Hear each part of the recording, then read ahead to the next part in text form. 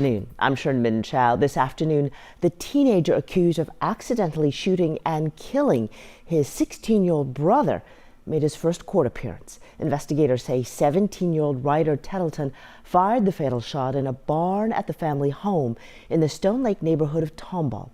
The teen now charged with manslaughter. Devon Raming live in downtown Houston this morning, where Rhyder Tettleton is set to appear. And Devon, what more are you learning about this heartbreaking case?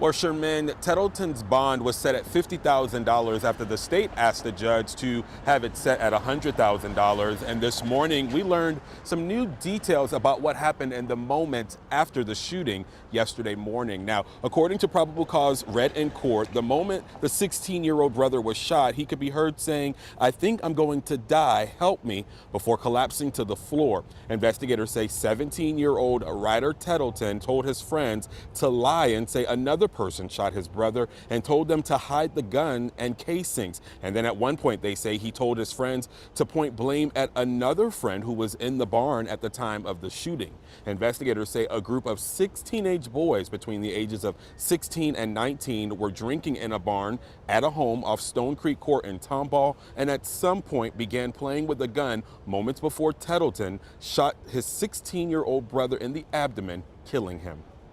When officers talked to the defendant, he denied any involvement in the shooting. He wasn't sure who shot the complainant. He denied being able to remember any details on what transpired in the barn. Later, defendant was talked to again with his attorney present, and he admitted that while in the barn, he picked up the gun, thought he was just dry firing it, shot it in the direction of the complainant who was within 6 inches or closer to him, and that he did not have any intention to hurt the complainant.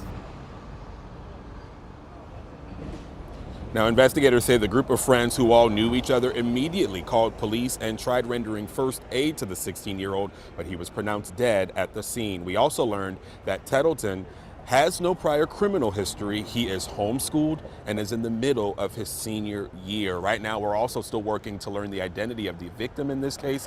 As soon as we learn that, we'll be sure to bring it to you right here on air and online. Live in downtown Houston, Devon Raming, KHOU 11 News.